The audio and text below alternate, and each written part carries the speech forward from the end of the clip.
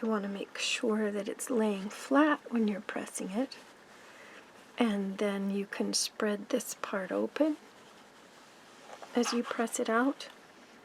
And then when you turn it over the other way, you could put it over a pressing ham, but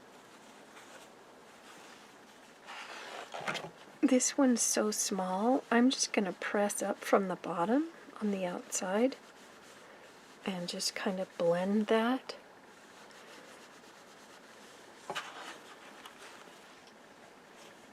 So it's now arching smoothly, and you can see, just like we did in the paper, this is following the edge of the seam right here, and you want your dart flap to be aiming down, and it's already finished if you didn't cut it as if it were a seam.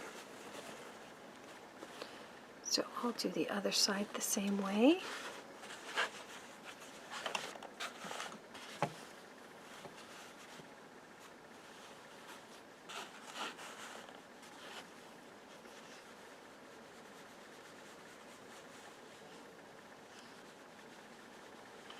And I'm holding this up so that I don't press extra wrinkles in it. So I'm not going very far past the end of the dart.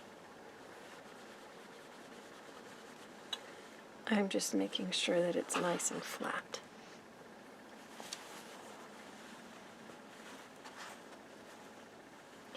And I'm folding other things out of the way.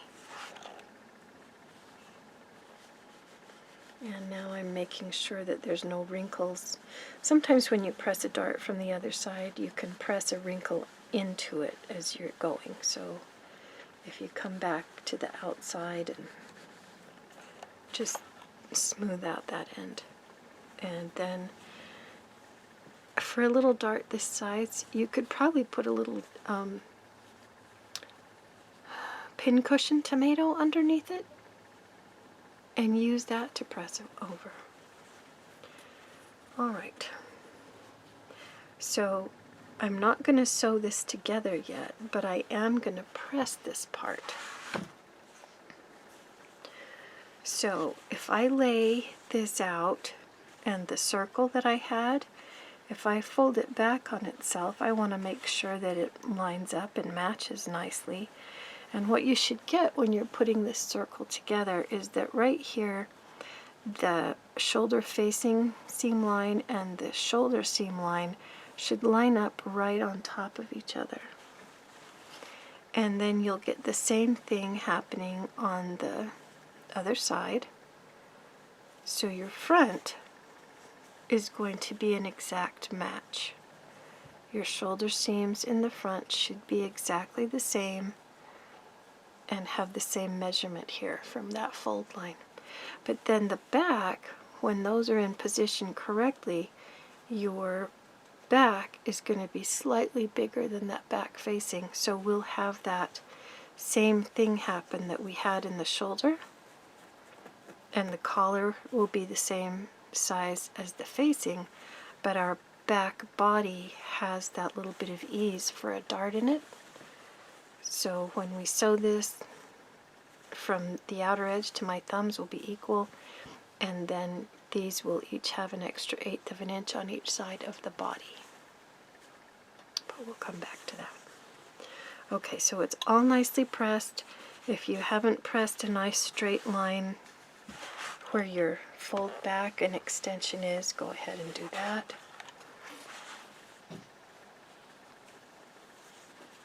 And make sure you press out any wrinkles that you may have pressed in. And it looks like I've got one there. Also clip your threads.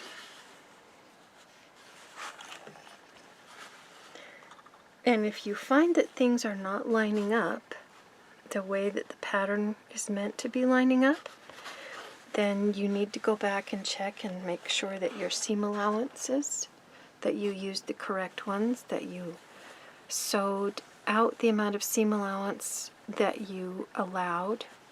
So if you had a 1/4 of an inch seam allowance, you may need to measure this and make sure that those are each a 1/4 of an inch, because if you have 3/8 or a 1/2 an inch, then when you try to sew your collar in, it won't match anymore. So measure your seams if you're getting a discrepancy. Okay, so I've also pressed my shoulder seam on my front and back armhole facing, and I have just edge stitched that. I haven't serged it or anything, but I've pressed this up where it will hide it. And if I were going to be sewing this in the round and it was a larger sleeve, I would have left it open. I would have turned it right sides together and sewn it all the way down and then folded this up so it would finish the seam. But because it's half scale, we're not doing that, and when we finish this seam, we're just going to put it right sides together like this and stitch it. I guess I could come all the way down and stitch it that way and then fold it up on the inside, so that would be less visible. But you can already see right here where this is starting to curve over with that little bit of extra ease that's just come out with that basting stitch. It's amazing how much ease you can get into things. Alright, this collar is going to be kind of tricky. I chose a pointy collar, and pointy collars are harder to turn. It's easier to press those if you have one of those wooden collar ironing board tools. But I'm going to start by putting the iron in the collar and coming back over on it and pressing over that edge, because it's kind of tricky to get in there. On a full scale collar, sometimes you can open it up and press the inside. And sometimes you can come in here and edge stitch it or understitch it so that you're stitching through both seams. So if this were the bottom collar and this were the top collar, I would start stitching. I'd make sure that was pulled apart, and I would stitch the under collar to the seam allowance, and I would do that as much as possible because it makes it easier to press. So I'll show you that when we get there, but that's how I got it started, was by putting the iron on the inside and pushing that over. Then I can do the same thing underneath in this collar point right here, but because it's so tiny, I'm having a difficult time with it. So I took this little scrap and I rolled it up, kind of like you would if you were making a frosting bag. And I tucked that in there. I'm even going to put in a pencil.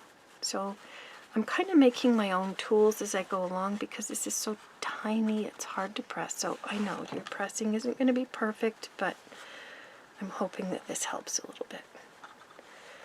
So I can press that seam open without pressing a wrinkle into the fabric because I put something in there and now it's rolled over on itself and I don't have this huge crease here. So when I go back to the sewing machine, I'm going to open this up again a little bit. I'm going to go back as far as I can. I can't get all the way to the point, but I could start right here and understitch that. I might even be able to do a little bit of this, and then when we get there I will trim that off. But I'm going to wait until I have done some stitching. And I pressed that where I clipped that little notch. Okay, so the collar is probably the trickiest to press, the collar and the darts. But you'll get better, and just bring it into class and I'll help you with it.